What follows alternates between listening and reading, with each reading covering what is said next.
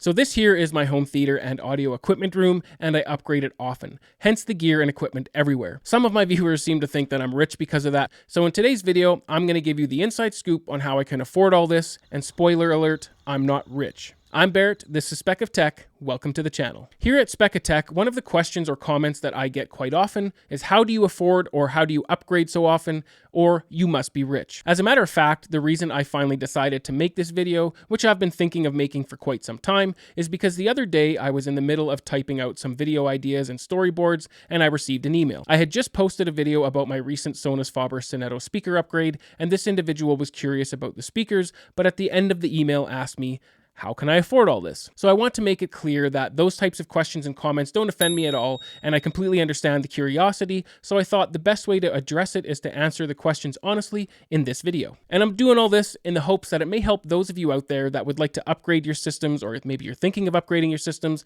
but you feel like it might be too expensive, or maybe you just aren't sure where to start on how to accumulate the funds to get the upgrade done. Alright, so it's quick story time. We're going to start at the beginning where the upgrade madness all started, but make sure to stick around because the two main ways that I pay for my upgrades will be saved for the end of the video. Okay, so before I started the upgrade path that I have been on for about the last 3 years or so, I had a very modest 5.2 surround setup made up of Fluon speakers that I believe cost about $250 for all 5 of them, and an Onkyo AVR, along with 2 Precision Acoustics 15-inch subwoofers that used to be sold at Best Buy, but as far as I can tell, aren't anymore. My wife is actually pretty awesome, and about 6 years ago, she decided to buy me one of my favorite cars, which is a Chrysler 300, but I like it with the 5.7-liter V8 Hemi. I know, she is definitely a keeper. I did negotiate a very good price on the car and got a great deal that was used, but in very mint condition with very low miles as well. But we live in a 4-level split detached home, which takes up most of our lot, and there is no room for a garage. We are also prone to getting hail in my city, so I'm sure you can see where this is going,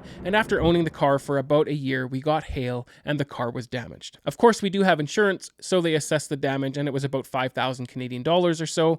I knew that I had got a really good price on the car and saw this as an opportunity to possibly make some money, so I put the car up for sale and made it clear it had hail damage, of course, just to see if I'd get any interest and to see what I could sell the car for, and then if it did sell, I could take the insurance payout. Well, as it turns out, I did really well on the car, and I was able to sell the car for what my wifey paid for it, and then I could pocket the insurance check. So I was left with about $5,000 there. So that actually started me on a path of buying and selling a few cars as well as a few motorcycles over the next couple of years, and I would keep an eye out for good deals, of course, and then do a little work to them if they needed it, and then I would sell them. So after selling a few cars and bikes, I bought another car that I've always wanted personally, and that was a Chrysler 300 SRT8, which has a 6.1-liter V8 Hemi. Now, I did keep that car for about a year, but because we have a family of 3 kids, and I only found myself driving it once or twice a month, and only in the summertime, it really wasn't worth keeping it around and paying monthly insurance when I drove it so little. So I inevitably decided to sell that car and invest that money into another hobby, because that car was actually bought and paid for from buying and selling vehicles previously. Ever since I was a teenager, I've always loved audio and home theater, so I turned my focus to that hobby, which after being trapped inside during COVID only gave me more time to focus on it. I took that money from the car sale and basically upgraded my entire home theater room, so if my math is right, the major upgrading started in 2019. It got to the point where I decided to start posting reviews and videos about my audio journey at the end of January 2020. I won't bore you with all of the incremental upgrades that happened in the beginning, but that is the initial financial boost that I had that started me on the current upgrade path. And I guess I can't make this video without covering the fact that I do work full-time at an out-of-town job, but for privacy reasons I won't go into too many specifics, but I do make a good wage, but I am far from rich from my work. I do make enough to support my family of 3 kids, so my wife can stay home to raise them in our inner city detached home. But with that being said, there isn't a whole pile of money left over, so a solid paying job does help, but by no means does it supply me with enough liquid funds to pay for all of my upgrades. One of the main tricks, if you want to call it that I use to help my upgrades is to always negotiate on prices. This is especially beneficial if you plan on buying multiple speaker setups from the same place. I highly recommend that you negotiate as much as you can on your audio purchases. And of course, for me in particular, it does help negotiating now that I have a YouTube channel, but companies are not eager to give me things for free, so I still do pay, and I probably pay more than you would think. But with that being said, I want to make it very clear that negotiating on the price does not mean that I have a contract with them to say certain things about the products or any of the sort. So another way that I help fund my upgrades is that all of the extra money that I get for birthdays, Christmases, or any sort of extra money that I come across, regardless of where it's from.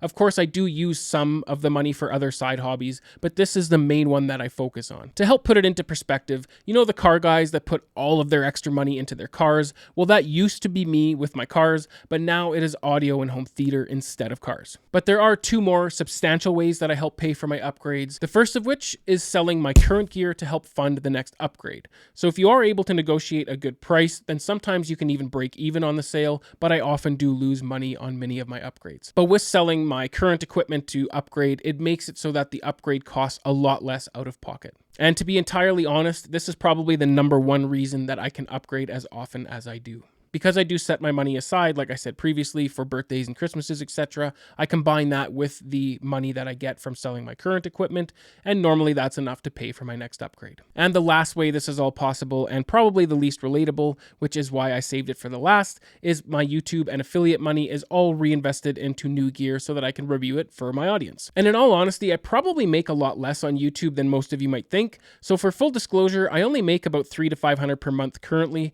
which if you break it down to an hourly wage is much less than minimum wage, so I really do this out of the love of the hobby and in the hopes that it helps all of you guys. I do also make a little here and there through the affiliate links I use in my videos as well, so I do want to show my gratitude and say thank you to everyone that watches my videos, and for those that use my links when they do purchase the products that I'm speaking about in my videos. It really does help the channel, and it makes it possible to bring in new gear to review for all of you. In reality, a lot of this is possible because of you guys, and a lot of the reason I do it is for you guys, so I really do appreciate all of the support. So for those of you that aren't subscribed, if you would like to help support the channel, please do subscribe, tick the bell icon if you do, and please take just one short second to hit that like button. I always do appreciate it. Remember to enjoy your systems and your upgrades. I'll see you on the next one. Cheers.